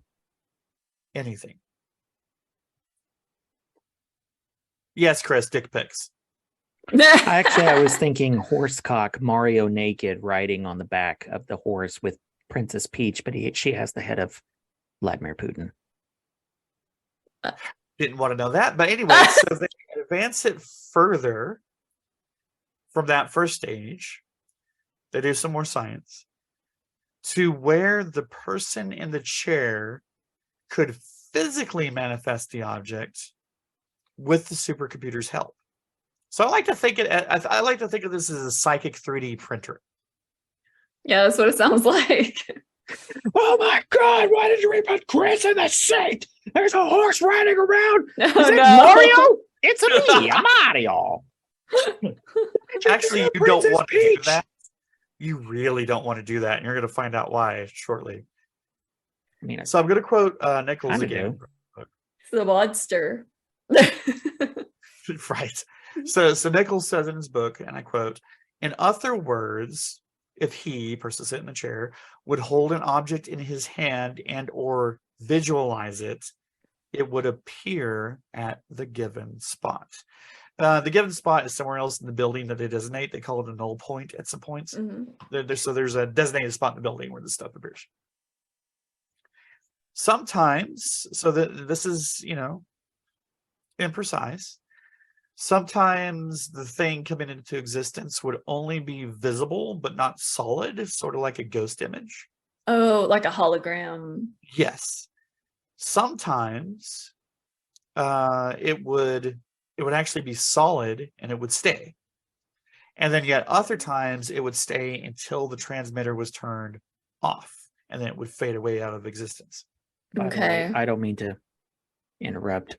I was just reminded why having kids can sometimes be terrifying. Henry just walked in and said, Ghost. there was a ghost in the living room. Oh God. And I'm like, is it still there? Yes. And it's coming this way. And it wants This to is live, hug. folks. And This he's like, this is our first ever live. and then Something he's like, happening. it wants to hug you. Oh. Aw. It's a friendly ghost. Is it the girl from your, you know how the app made put in the girl in your living room? I don't know. It was like anime. Can we interview it? I don't. Yeah. Can we ask it questions? I want to know its favorite color. Okay. Its favorite TV show. That's what you want to ask? We touch the ethereal plane and we have the chance to interview somebody who has transcended life and has moved into a new higher dimension. And you want to ask it, Chris, what's their favorite TV Chris. show? Chris, you gotta start with small talk. I need to know if the ghost is watching MILF Manor or not.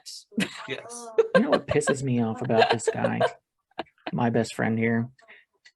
He's fucking right. I mean, lots of things. He's right. Anyway, continue. That I am. Where was I? So, we're 3D printing with psychics before 3D printers become a thing. Yeah. So our boy Duncan, who remember apparently has psychic powers because he's brain dead and living by being psychic because he went Super Saiyan. Duncan sits once in the again chair. talk about everything that's wrong with that statement.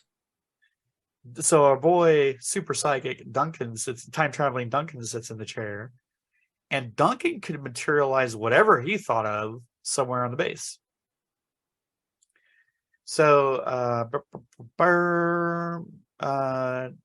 so I'm going to quote Nichols again. What Duncan thought of as a subjective reality would be created as an objective reality. For example, he could think of an entire building, and that building would appear on the base. How many people died because this dude manifested a fucking building on Right, top of another one? That's what's crazy about this book. Like Nichols just mentions this stuff as kind of like, oh, by the way, he could do this, and then moves on. I'm like, what? I have You're so just many going to gloss questions. over that this guy just made an entire building happen? Mommy. You know, if I could actually make a building appear, I would make the Hall of Justice. Meanwhile, at the Hall Meanwhile. of Justice. It's like, you know, it's the whole like matter cannot exist in two places at the same time. You have to place that building very, very carefully. Mm-hmm. But no, we're not going to talk about that. We just mentioned that as an aside. It just killed some Portion. Montauk boys, so they didn't care about Right. them. So. Okay, so what is the point of this? Mm. The ultimate goal of this crazy psychic 3D printing chair ties back to solving a problem with what went wrong with the Philadelphia experiment. So if you remember from the Philadelphia experiment, or 30 minutes ago when we were talking about it, the crew of the Eldridge were taken outside of time, and a lot of them, if you recall, went crazy. And according to Nichols, the reason they went crazy is because they had no, while they're in the hyperspace bubble, they had no environment around them to rely on as a frame of reference. So they went cray-cray. This is what the chair is supposed to fix. The theory was that the person in the chair would transmit psychically an alternate reality to the crew to ensure that they remain in synchronization and don't become disoriented or lost. That's how you fix the merging into the walls problem and the going crazy problem and all the other things problem. It makes complete sense now. However, they ran into a problem. Of course they did. What I'm going to now, thanks to Chris, call the Mario problem. Oh no. If the psychic in the chair, What? if the psychic in the chair accidentally projected a reality not consistent with our reality, it would trigger a quote unquote time glitch and screw everything up. Now immediately I'm just thinking, I tried to think, what? No, it can't be. It can't. What did you do, Ray? It's the Stay Puft Marshmallow Man. Yes. Or your horrendous Mario. So if you had done that, you would have caused a time glitch, Chris. Good.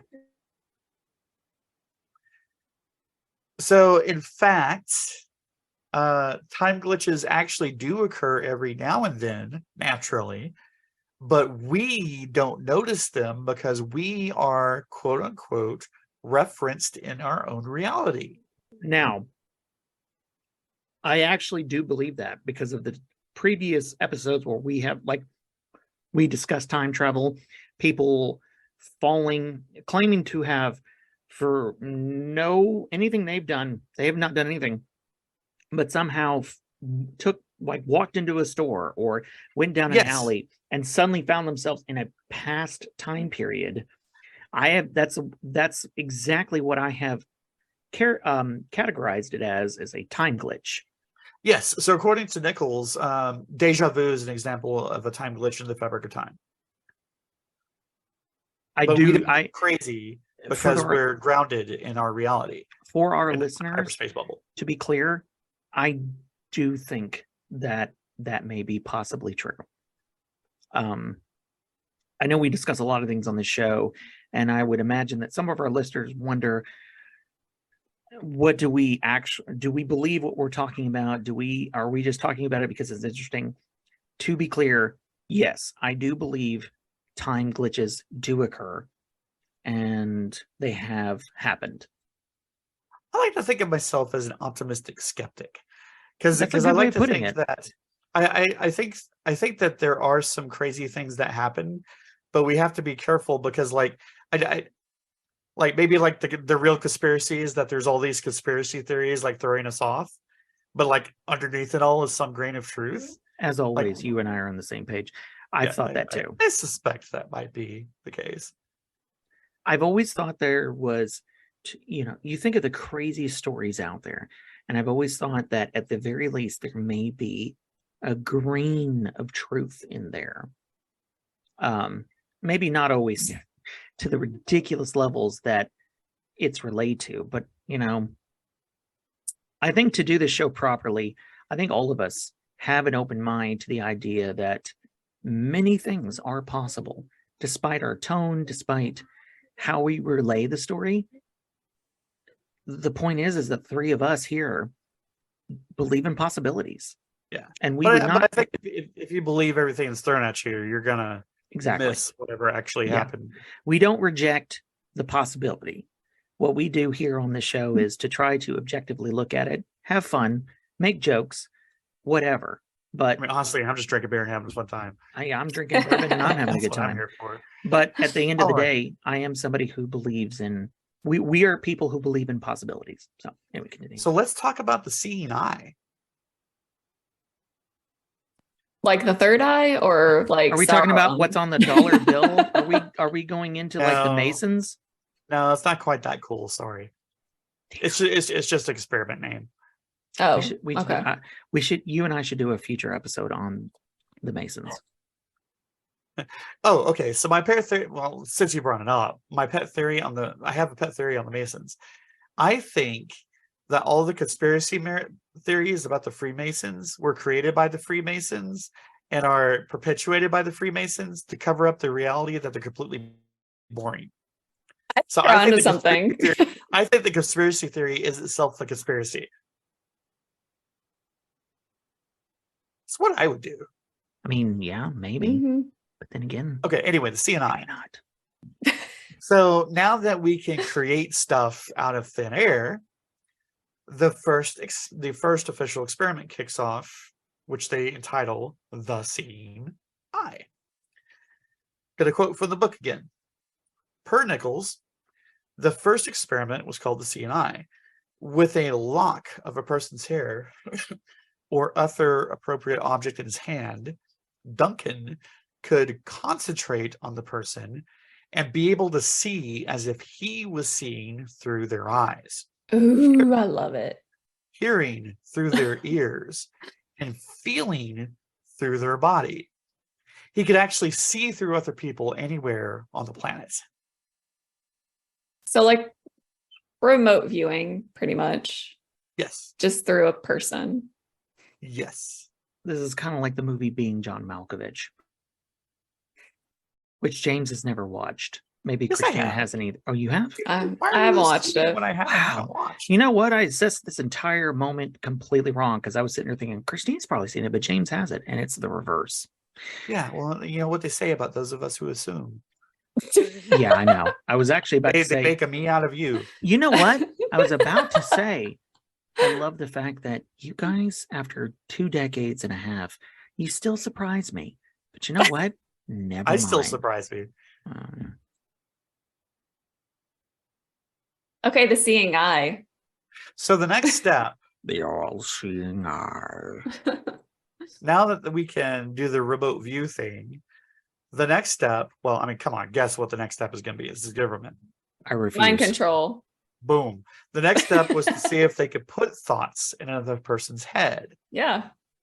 So I'm a tech guy. I see this as like we have read access, then we need write access, right? Mhm. This is why I should never be involved in any of these projects, because as soon as we got to that stage, be like, now we can project any image into somebody's head. What should we do, Chris? There's this guy that I went to school with named Matt. 24-hour gay porn.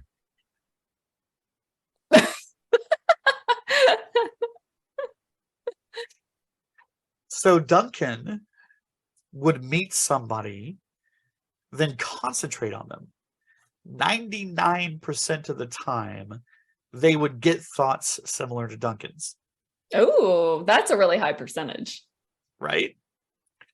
Duncan could push so far as to control someone so that they did whatever Duncan wanted them to do, which I like to think is just execute permission.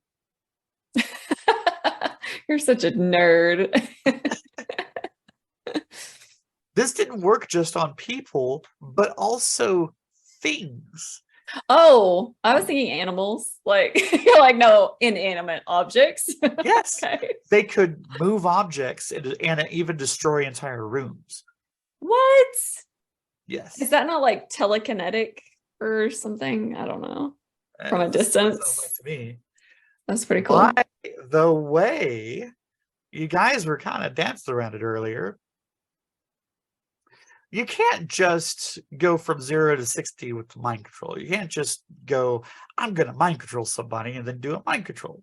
Mhm. You've got to get into a certain state of mind to do it first. You got to get prepared. Duncan had to go into an altered form of consciousness. How do you think he went into LS an altered form of consciousness? LSD? Nope. Sex. So special CIA NSA training that he learned diverted his mind through sexual bliss. Oh, His quote unquote primitive mind surfaced. I bet something surfaced. oh my God. Ew. Ew. This is where we need your porn voice. I know. Because you got to have some sexual feeling before you can do a mind control. So, let's talk about time travel somehow. Okay, we're just gonna skip. Right, we're just gonna say, okay, we're done with that now. Let's talk Shoot to about something time else. travel. Let's talk about something else now. Did they also have to get roused up? Look, all I Time know travel. is that you cannot mind control somebody until you get sexy. Duh. Glamour magic. Time to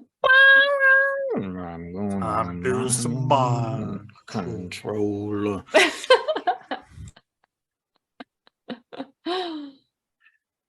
Thankfully, there's no details about how they got Duncan into a state of sexual bliss. Mm.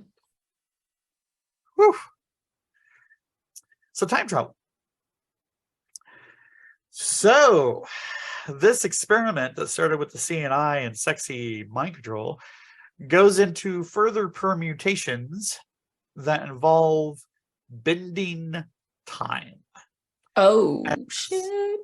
And this involves tech again, such as the aforementioned Delta T antenna that Nichols likes sticking on top of things. Mm-hmm. And then this Delta T antenna technology, like the technology that we referenced, like the Montauk show, all this is thanks to. Well, I'm sorry, I was about to mix things up irresponsibly. Whereas the chair was thanks to the Syrians. The Delta T antenna is based on technology we got from aliens from the Orion constellation. Not to be confused with the Syrians. Yeah, you got to get it right, man. Gotta get it right. Do not insult them. So once they get this Delta T antenna set up to do the time bending, they have to calibrate Duncan. Given where this has gone already, I don't want to know how they calibrated Duncan, so we're just going to move on. I was just wondering that.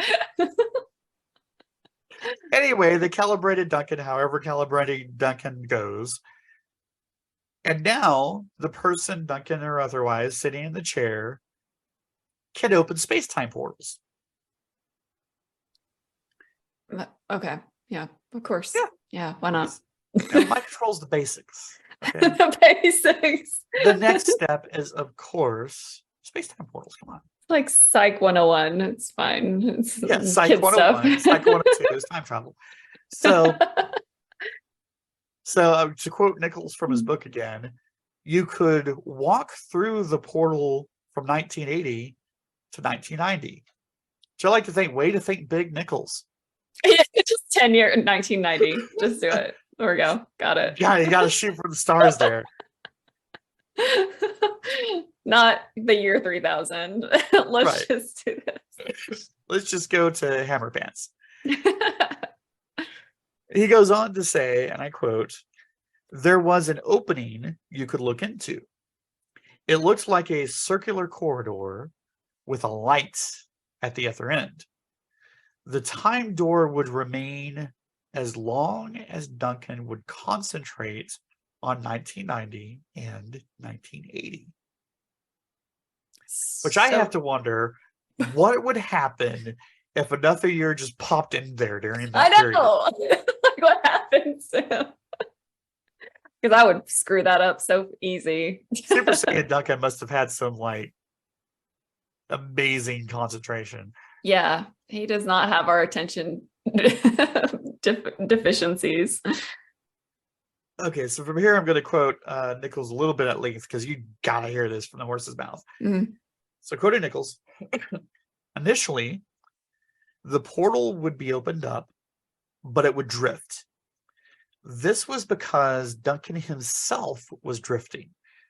He had to go through extensive training to get the portal to be stable. We also had to focus the transmitter more closely and tighten up the thought form translation to get everything right. We would spend days just trying to get a particular time change to occur as predicted. There was no particular problem with creating a time warp. Predicting what it would do was the difficulty. Finally, towards the end of 1981, That sounds like we a girl I learned- dated in college once. Finally, towards the end of 1981, we learned how to stabilize it so that when a portal would appear, it would remain. Although the function was not absolutely perfect, it was predictable, stable, and running according to plans. Essentially, what the scientists were doing was using 1943, 1963, 1983 vortex, which was based upon the natural 20-year biorhythms of the Earth. Oh, The trilogy of the trilogy of the trilogy. wait, are we in one of 333. these?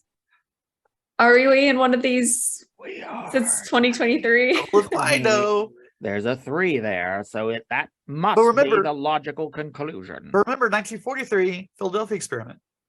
Yeah, then That's one of the 1963, years. And 83, It's also Montauk every 20 2003. So it's every 20 years. Yeah, Yeah, so so then this 43 is one.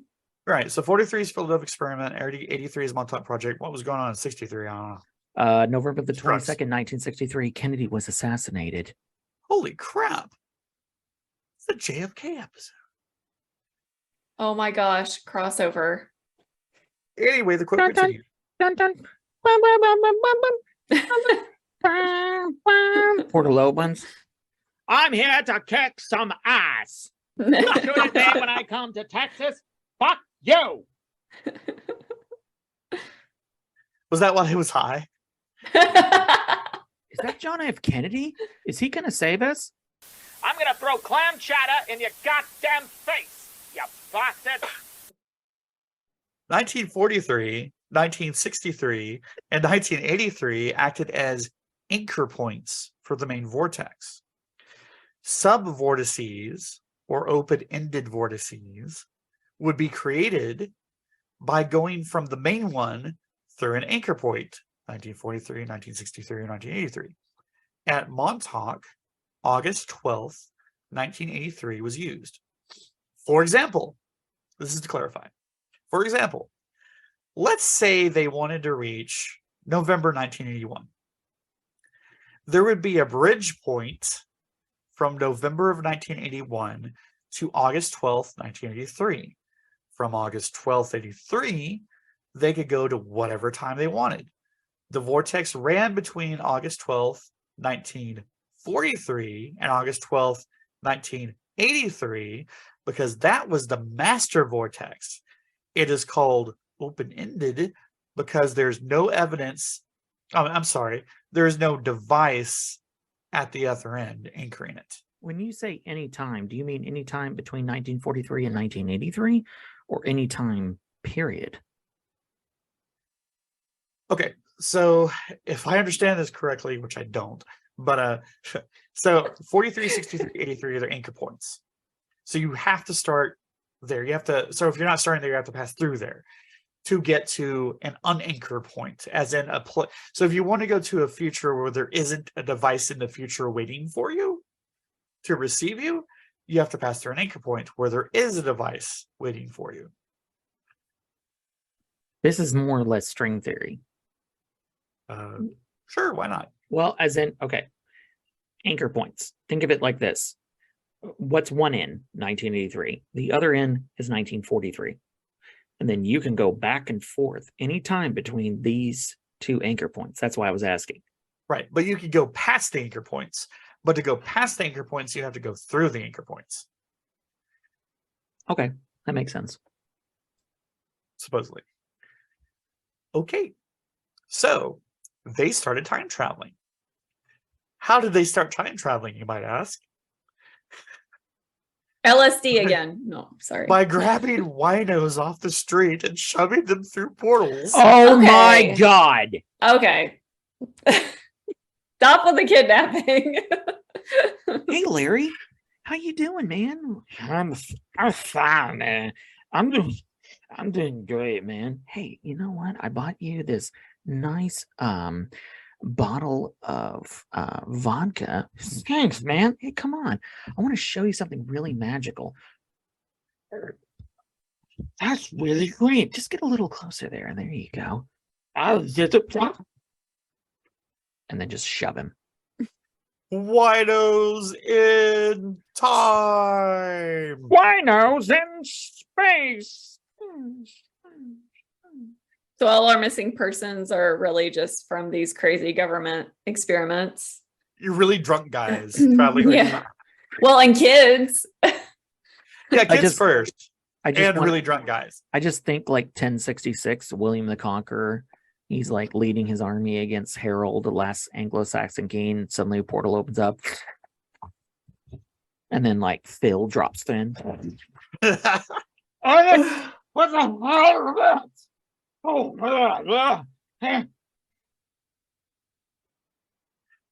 Well, remember they really like throwing people into Bible times. Yeah, there you go. Moses parting the Red Sea. Brings the staff down the ocean, and then just Tom. So, just a side note, Nichols notes that if they happen to lose power during the time travel excursion, the person would be lost in time or abandoned in the vortex itself. Oh, for God's sake. No power surges. Of course. Oh my God. So,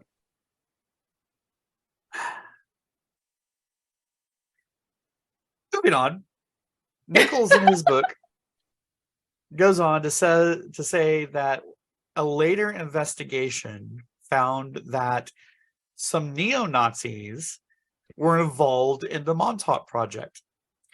And I love how the way that Nichols words this. He just mentions as a side note, they were apparently still on the Aryan kick. Oh my God. Like they were going to ever get off it. Right. So the Nazis abducted some kids to throw through the time portals as well. I mean, that tracks. Yeah. No one knows what happened or if any of the kids came back. What we do know, excuse me, what we do know is that the Nazis sent every raw recruit, quote unquote, to 6037 AD, always to the same point, to what appeared to be a dead city in ruins. What? Why? Great question. Question: the Montauk. This is near New York, right? Yeah, this is on Long Island. Yeah. Are you familiar with the famous New York blackouts? Yes. There was the New York blackout of 77, blackout of 2003. Just saying. Uh-oh. So to quote Nichols again, if I can't say it any better than he can with his narrative, everything was stationary. Again, we're referring to the 6037 Dead City. Everything was stationary, not unlike a dreamlike state. There were no signs of life. In the center of the city was a square with a gold horse on a pedestal. No. Not bastard horse. There were inscriptions on that pedestal, and recruits were sent there to read what they said. Each recruit would interpret and report. What did it say? That's all I know. That's all Nichols tells us. Oh my God. Threw kids through portals to 6037 to try to read what the gold horse said, and they came back and reported, and God knows what happened from there. Way to leave us hanging. Oh my God. Okay, cool. Thanks. Thanks a lot. Thanks, Nichols. So if you recall from our World Ended in 2012 episode, it was slightly different. The narrative was the Montauk project couldn't send anybody any further in time than 2012 because when they did, all they would find is a giant horse. Right. So I guess that was a loose way of referencing the 6037 Dead City giant horse that the Nazis were throwing everybody to. Right. Don't ask me how neo-Nazis got access to the Montauk project. Nichols doesn't again, this is Nichols. The guy doesn't like that. He just likes to bring things up. Well, we brought a bunch of Nazi scientists over after World War One or World War II, so maybe one of them, who knows? They're government-funded Nazis. So let me throw in some side notes that didn't really fit anywhere else into this narrative, but still worth noting. The Montauk project directors knew we already had a colony on Mars where we had found old technology. What? Okay. Yeah. We just knew it. They already know it. Yeah. Earth has a colony on Mars. It's been there for a while now. Sure. They knew that somebody built the face and pyramids on Mars, and they actually found a way to walk from Montauk to Mars. Oh. Walk. Remember, now I'm interested. Mars and biblical times, right? So walk. They're a portal, I presume. Yeah. I mean, I think you would presume correctly, because otherwise that would be a long walk. Plus, there's no oxygen. All right. Let's talk about how this crazy, crazy story ended. So in the early 80s, they finally go too far in their experiments. I found a they- limit. huh? now they've gone too far. Chucking winos and children. But here's where the line gets crossed, guys. This is the bridge too far, folks. August 5th, 1983. They, the project folks, are given the order to run the transmitter non-stop. Just turn it on and let it go continuously. Few Just days turn later- on that portal to God knows where. Go get yourself some lunch. I don't know. Catch a flick. You know, I've heard War Games is a great film. There's an arcade down there on 9th Street. And then just come back and see whatever the hell's happened. That's what you do. So a few days later, August 12th, the equipment drops into sync with, quote unquote, something else. Oh. That's generic. This is when the USS Eldridge appears through the portal. This is when Wait, the whole Duncan and Edward Cameron come through the portal. Oh. ship comes through No, the no, no, portal? no. They open the portal, they see the Eldridge on the other side of the portal, which is in its hyperspace bubble, if you remember from the Philadelphia experiment side of that story. Okay.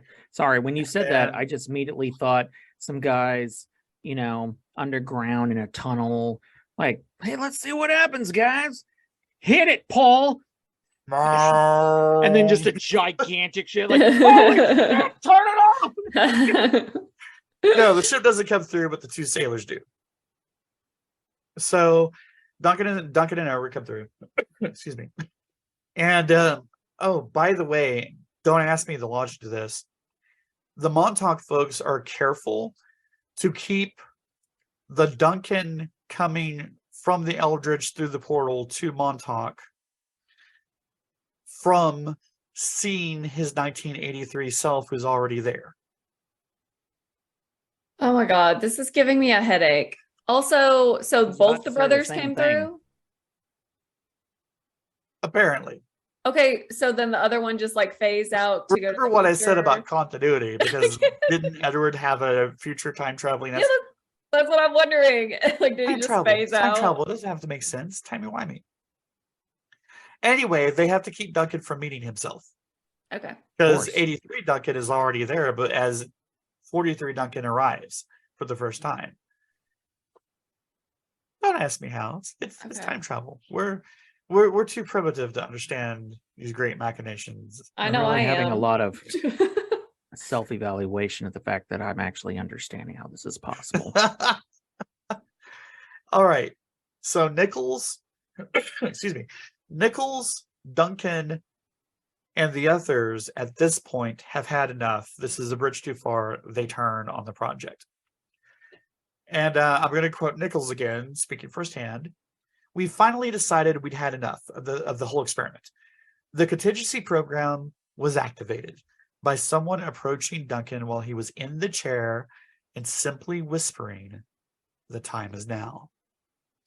At this moment, he let loose a monster from his subconscious. Of course he did. And the transmitter actually portrayed a hairy monster. It was big, hairy, hungry, and nasty. But it didn't appear underground in the null point. It showed up somewhere on the base. It would eat anything it could find, and it smashed everything in sight. Several different people saw it, but almost everyone described a different beast. Oh, so it's like based on the person viewing it, like their fear. Sounds it. So did it smash or did it smash? Okay. We're not doing any mind control, so Duncan isn't in that state of mind, I presume. else. And I apologize. else it I'm was. just thinking a guy from 1943 put in a chair where he can cyclically create everything, and they describe it as a giant hairy monster. I just see Lon Chaney's Wolfman coming out and eating and banging everybody in sight. Oh my God! It's a giant Lon Chaney werewolf. Oh my God! It's an Oh, we shouldn't bring these in during this season. I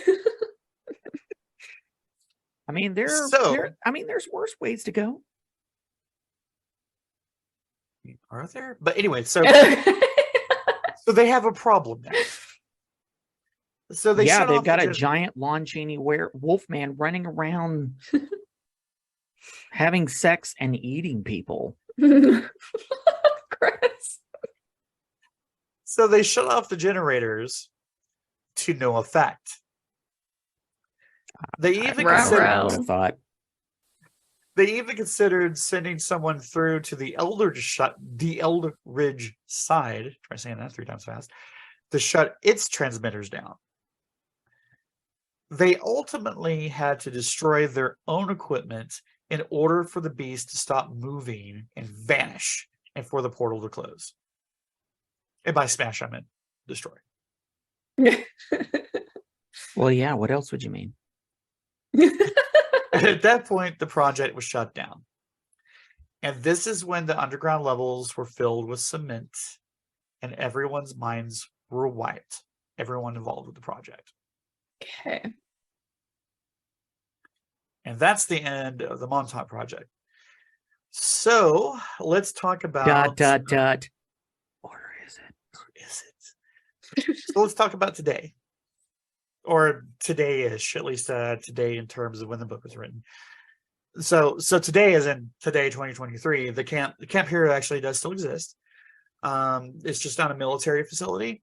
It was donated to New York State as a park. Hey, listeners, donate us enough money, we could totally go do a show there. Yeah, Hey field guys, trip. welcome to Montauk Park. We've got a swing set. We've got a really good circular slide. And oh Lord, is that Lon Chaney's Wolfman? Don't get too close, kids. I honestly want to do a live show there so freaking bad. Yeah, Sage, I would love the that. The Sage radar is actually still there too, as far as I know, because it's a landmark at this point. So the Air Force didn't want to demolish it, given its prominence, after they shut everything down in '84. So, for what it's worth, the military claims no such project ever happened. Oh, of course, may we? So, so this is interesting. Paul Monte, who was, I don't know if still is, but was president of the local chamber of commerce there in the area. To quote him, "No doubt stories have been embellished, but I don't doubt that things went on there in the Cold War years. Mhm. Even today, the base is patrolled and watched. They obviously don't want people in there even now." Wow.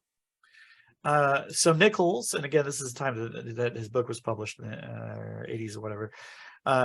Nichols, to quote him, "There are also other dangers to consider. 2 people I know who participated in the Montauk project visited the area in the late 80s. They claimed they were abducted and do not totally remember what happened to them." Oh shit. So they went Another there like person- literally just a few years after all this shit went down. Right. I mean, what did they expect? Like, I don't know. Sorry.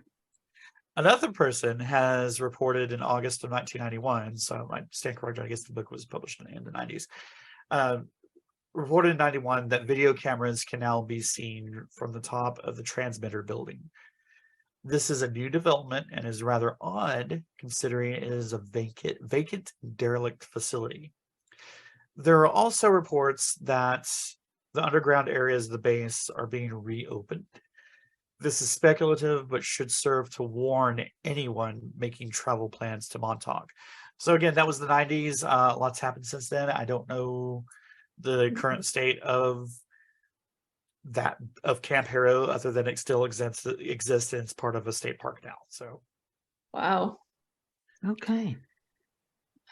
So we're gonna go and we're gonna be abducted, and I mean, our memories wiped, and then we'll be part of the saga that is the Montauk Project.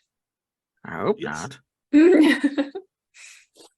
not. So I won't dwell on this detail, but it needs to be mentioned because this did actually happen. Among everything else that is questionable, this is not. This is where the trigger warning comes in.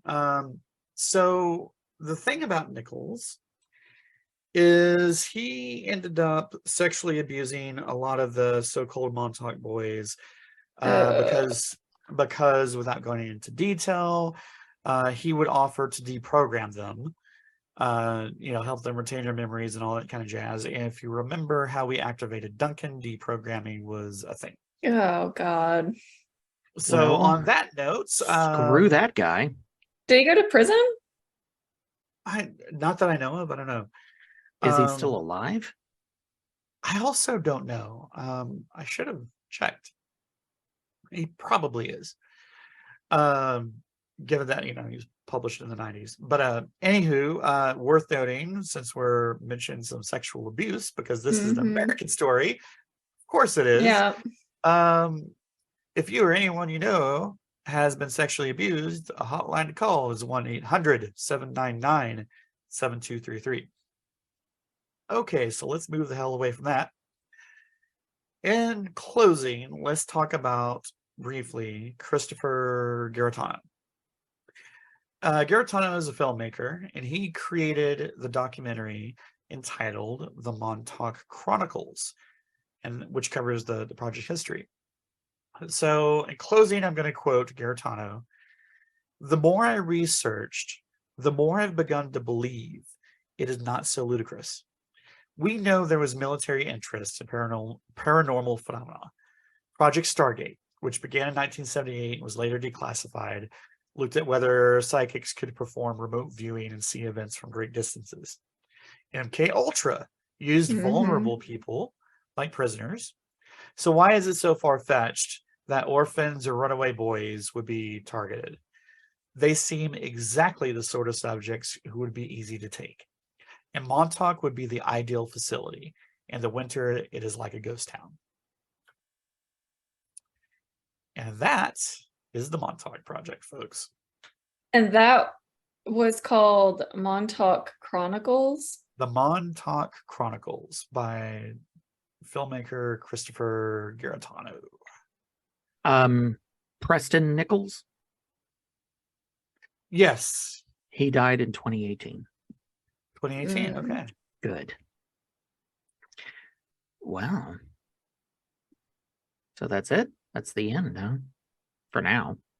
So I guess what I Yeah. don't understand is so we claim this as more of a conspiracy. So how did they prove? I don't know. It's just how do they prove the boys were abducted? That all that stuff did happen. 'Cause Unfortunately, it's if they prove that, then that project really was something was going on. I don't think they're able to Okay, prove wait, it. Hold on. So the Montauk. Okay, so what we don't know, what we don't have, verifiable evidence of, is if the Montauk Project happened, and if the Montauk Project kidnapped boys and did stuff with them. That we don't know. What we do know, which I wanted to kind of skip over as quickly as possible, is that no, it's fine. Is that Nichols, who said all those things happened, then went on to work, I say with heavy quotation marks, with supposed Montauk boys to help them unlock their memories via sexual abuse ways. Oh. Okay, so way after, it would have been after the fact. So that's why the project still Yes. is in question, but he is definitely a criminal sexual predator. Gotcha. Okay. I was trying to figure out how that worked, because I feel like if you knew one, then you knew the project was a thing, but okay. Fortunately, from what I can find, he is deceased. He's been dead Okay. for 5 years. Hmm. Okay. Well, that concludes episode 20, our season finale. Yep. Unless you had anything else to add. Congratulations, us. I apologize. I didn't know if that was the end or if there's more or You want more? no. But I also want to be always polite to you and not prematurely end your story. I didn't know if that's so. That concludes episode 20, which is our season finale. And wait. I Oh, missed no. something. oh, what? So we mentioned, because remember, everything ties together, man. Oh, We yeah. mentioned the Syrians. We mentioned the aliens from the Orion cluster. You know what you didn't So mention? if there are all these different aliens out there interacting with Earth, Mm. and there are wavelengths, which you can also refer to as vibrations, I know where this is going. it just goes to show that there's got to be somebody overseeing all this space stuff. Hail Ashtar. Hail Ashtar. I would like to thank all of our listeners. Because of you, we were able to continue to do this. Thank you for your contributions. Thank you for your support. Thank you for just taking the time to listen, to tune in and listening to our podcast. This has been more enjoyable than I can express through words. And I also like to thank Ashtar, because I think he's been the unsung hero of this podcast. hail Ashtar, and thank you, Ashtar. If you're listening, Ashtar, and would like to be a guest in next season, one of our next season's episodes, please email us at littlepodcasthorrors, right? At gmail.com. We know our email address. Shut up. We say this every time. Also, we have a website, littlepodcastofhorrors.com, and we now have a YouTube channel. Mhm. Can you guess? Okay, guess what's named? Little Strawberry Petey Pie? Patty Cupcakes. That's great. And maybe next time, but no, it is Little Podcast of Horrors. We're in the process of uploading all our season 1 episodes onto YouTube. But as always, if you would like to go back and re-listen or listen for the first time, you can find us on YouTube and anywhere that podcasts are broadcast. We are on Spotify, we are on Apple Podcast, and we are on Amazon Music. We will be taking a 3-week sabbatical or a 3-week break. Did we say an official date? I was didn't. gonna. So we didn't.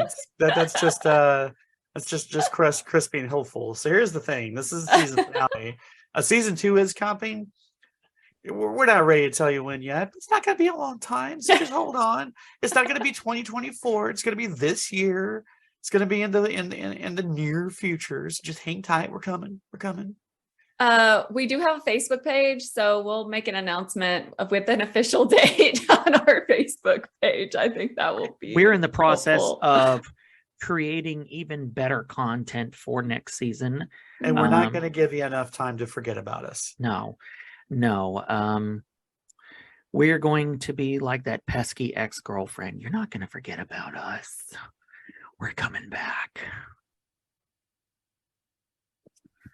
My co-hosts are looking at me like, And don't get us aroused, because we might mind control you. giggity, Oh giggity, my go. God.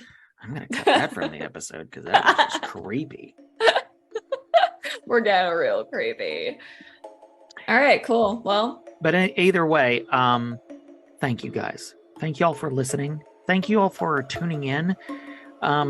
We've enjoyed this every step of the way, and we are so looking forward to what's to come in the future. So stay tuned. And I'm with looking forward that, to your money. we're also looking forward to more money. Please, if you feel free to contribute, donate to the cause. And with that, hail Ashtar. Hail Ashtar. Pale Ashtar. There she goes. She came around. Alrighty, guys. Until we meet again, We love you. we love you. Love you, guys. mean it. Yeah. And see you soon.